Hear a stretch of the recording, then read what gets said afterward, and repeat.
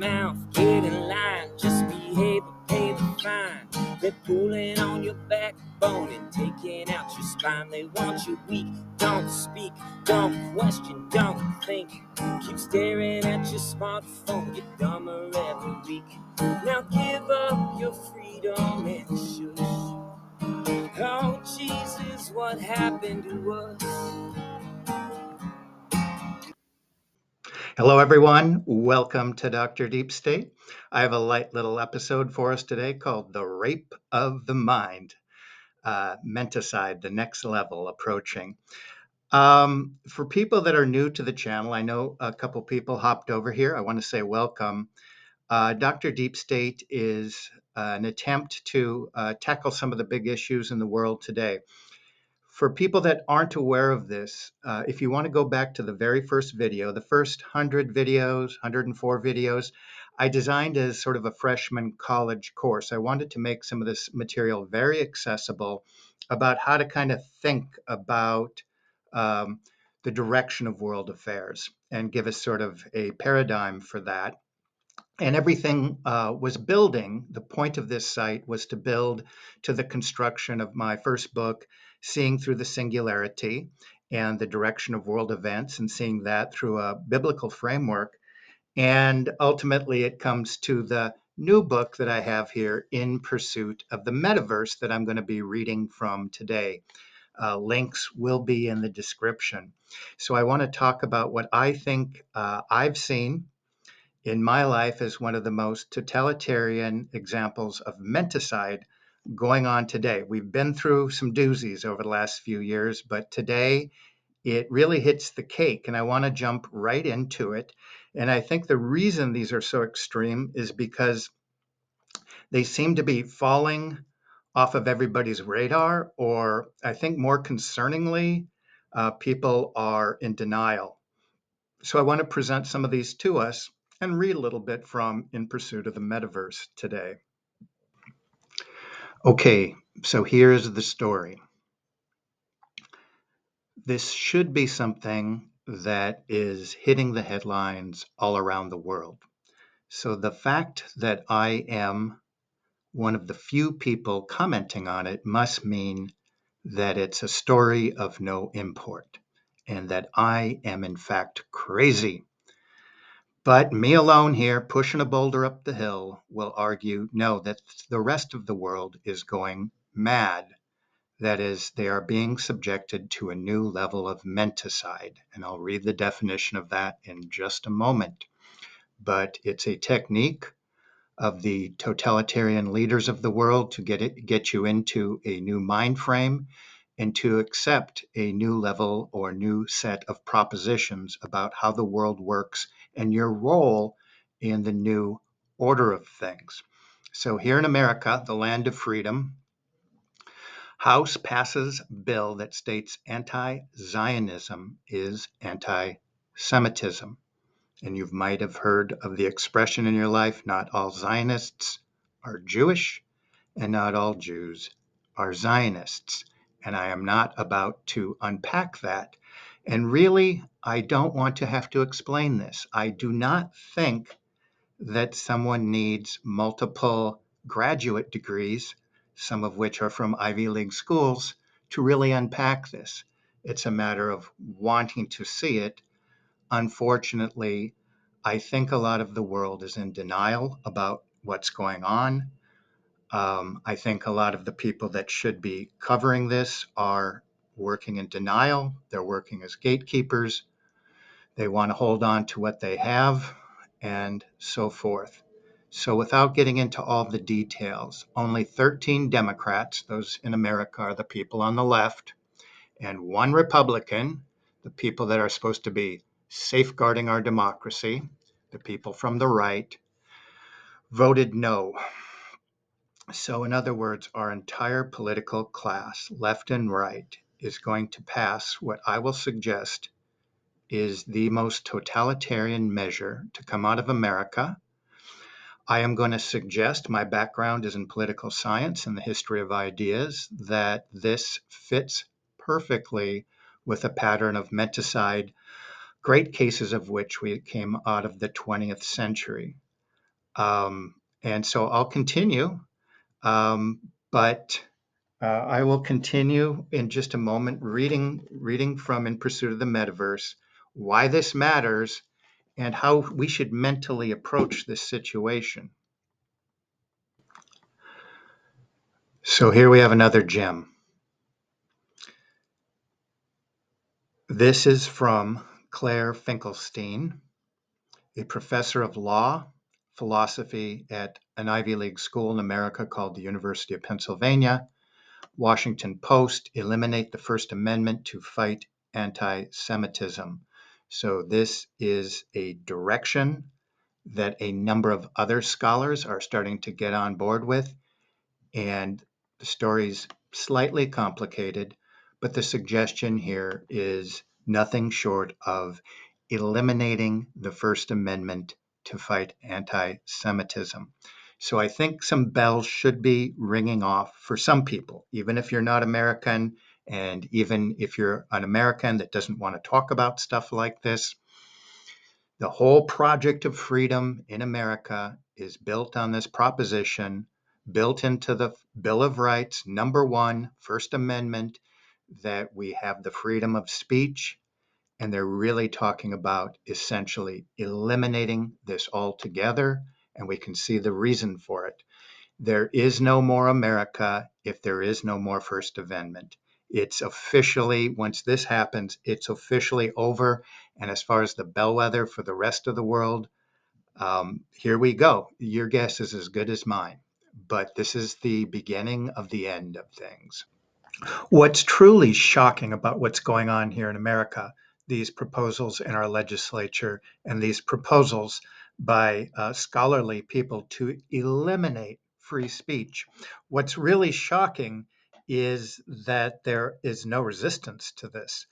Let's go back to the beginning. James Madison, one of the framers of America, said that this experiment in Republican government, this experiment in democracy, this experiment in freedom that might potentially reach the whole world was all predicated on a simple proposition. Free people require free governments, require free speech. End of story. If there is no free speech, there is no free government, there are no free people. The experiment in this form of Republican government was de facto over. And so this is really shocking stuff. And the idea that this isn't headline news everywhere is pretty shocking. Not only is there a direction in world affairs that we're not allowed to critique certain political movements, i.e., Zionism, but representatives of Zionism are in fact now carving out a new special space, new special privileges, new affirmative actions for the very group that we cannot critique. And I think this is quite alarming for people that have aligned themselves with Benny, considering him a partner of the right. I'm going to suggest that he's a partner in this, him and his network are partners in this new, carving out a new totalitarian order.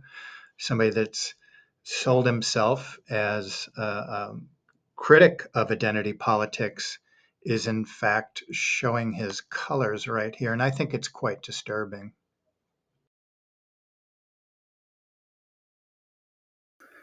Last week, an official within the New Zealand government with impeccable credentials presented impeccable data which laid an insane correlation between the deaths taking place in New Zealand and throughout the world and the response to this individual has been to arrest him, to confiscate all his data, and the threat of this situation goes beyond New Zealand at this point.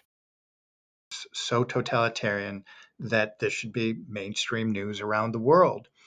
Um, a voice in Parliament over in New Zealand presented some of this information.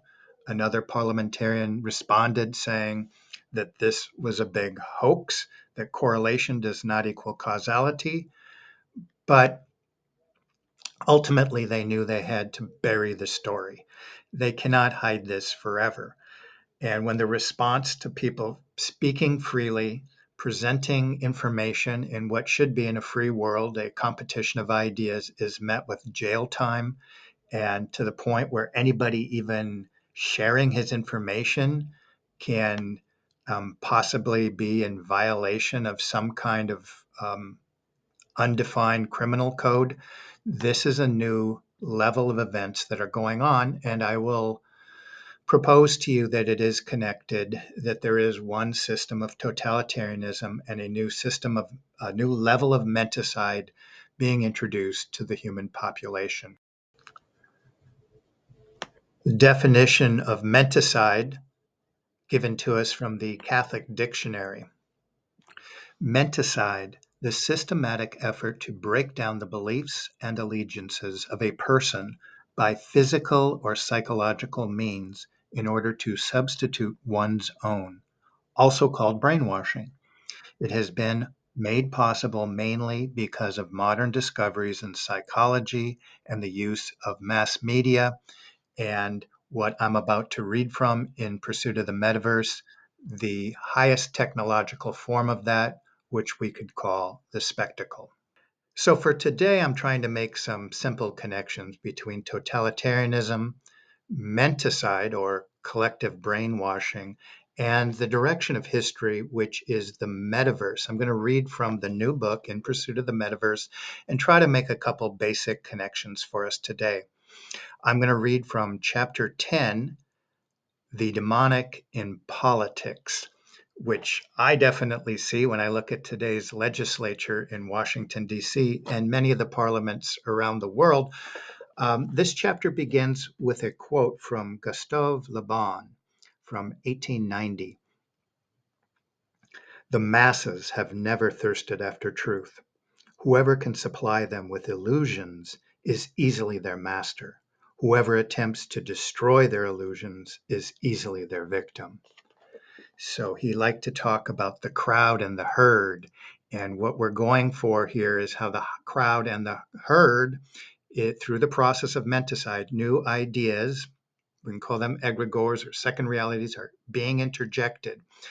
We've been going through this a lot in the last 4 years with the episode in the pandemic, Ukraine, and the Middle East, and genocide. So we see that the episodic kind of punctuation points in poking the society, but I'm going to suggest that we're being poked in the direction of an alternative reality, and we can actually identify who's doing this and the agenda. There's no more conspiracy in the world. This is all being laid out by the masters of the economy. The World Economic Forum and the United Nations Agenda 2030, we argue, aim to create a transformed society through mass delusion, revolution, war, and genocide. By understanding and underlying the motivations and mechanisms of these proposals, we can gain insight into the sources of their attack and an effective means of resistance. And that's one of the central points that we're trying to argue today, is to think through this. And some of these patterns are quite scary for people. How can what's been going on in the world over the last 4 years connect or parallel kind of scary things like the rise of communism or the rise of totalitarianism that we saw in Nazi Germany? One observer of these movements was Hannah Arendt, one of the 20th century foremost scholars of totalitarianism. And she said fundamentally what's going on here by the elites is an attempt to transform human nature itself. And that's quite shocking. And I don't know if that was entirely clear to everyone with the rise of communism or Nazism, but we see it stated quite clearly by the economic elites, the idea that's being put out there. The question is, why do some people see it and some people do not? But the ideas that are proposed by the World Economic Forum are we're entering a new era. The Christian era is dead. That was superstition and myth. You are now a hackable animal. We're going to introduce the metaverse. you're going to own nothing, you're going to eat bugs, and you're going to love it. And why is this not just startling to people? Just like the headlines I read today, why is this not startling most people? And one of the suggestions I'm coming up with today is just the concept of menticide. The triggers of totalitarianism began in society's ruling class. The individuals that make up this class, politicians, bureaucrats, or crony capitalists, are very prone to delusions that augment their power. And no delusion is more attractive to the power hungry than the delusion that they could and should control and dominate society. So, some of these statements coming out of the World Economic Forum are quite bold, that we're going to entirely remake human existence from the ground up. Merleau writes, the general method by which the members of the ruling elite can accomplish this end is called menticide, with the etymology of the word being a killing of the mind, or he actually titled his book, The Rape of the Mind. Menticide is an old crime against the human mind and spirit, but systematized anew. It is an organized system of physiological intervention and judicial perversion through which the ruling class can imprint their own opportunistic thoughts upon the minds of those they plan to use and destroy. And if you're not making the connections between the headlines here and the pronouncements and proposals of the World Economic Forum, well, maybe you should check out the book. One more thing I want to kind of highlight here that Merleau has to say, and it really gets us thinking how we hop from the pandemic to the Ukraine to genocide in the Middle East to new rounds of censorship and beyond. And it's hard to keep up with. It's very exhausting on the mind of the populace. And Merleau would suggest that each wave of terrorizing creates its effect more easily after a breathing spell, that the one that created it become that the one that created it because people are still disturbed by the previous experience. The result of this is that morality becomes lower and lower, and the psychology of each new propaganda campaign becomes stronger and stronger as it reaches an increasingly softened public. And I would say the public would have to be pretty softened to hear the headlines that we've presented today and decide to ignore them or remain in denial about what's going on in the world. Ruling elites, their new totalitarian proposals, and their attempt to menticide the whole of the human population, there's an opportunity for us to see what the agenda is and see what's under attack. And what I'm going to suggest is it really is a war between reality and anti reality that we're being forced into. So once we see that, we can come and embrace reality and the fullness of reality and reclaim what is true and good and beautiful. And I want to give a shout out. This arrived. This is the hardcover version of Father Maudsley's book, If You Believed in Moses, Volume 2. It just feels and looks incredible. And what he is suggesting, I think, is one of the most powerful ideas out there. We must dare to look at the ultimate biblical source of what's going on and understand, I believe, that scripture and tradition is our way out of this as individuals, collectively, and to preserve the mystical body of Christ. So I'm going to leave it there for today. I'm going to try to keep it somewhat short. So if you're new to the channel, welcome. Everybody that's been around, thank you so much. I hope you're having a great week, and I'm going to try to get back to you real soon.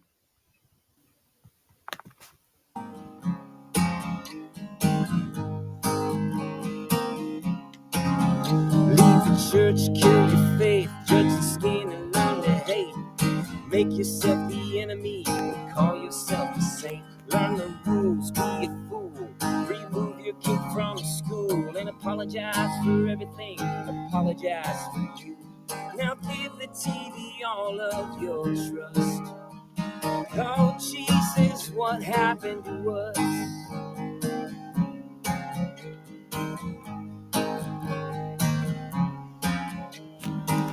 Mark, Jack, Bill, Joe, they'll tell you what you need to know. They'll give you your permissions and tell you where to go. Lights, camera, action, edit. We're so pathetic. You believe it cause you watched it. You believe it cause they said it. Now everybody stayed home in rust. Oh Jesus, what happened to us?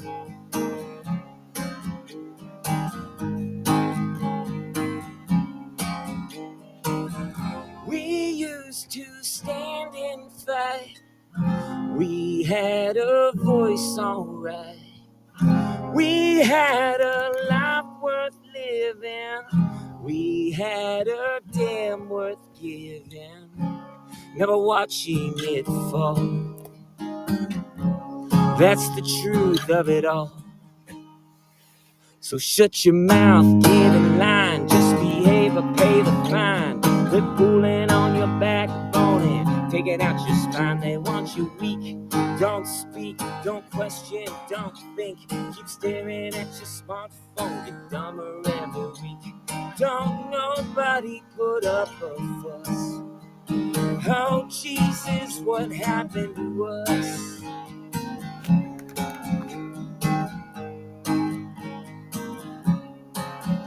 Oh Jesus, Jesus, what happened to us?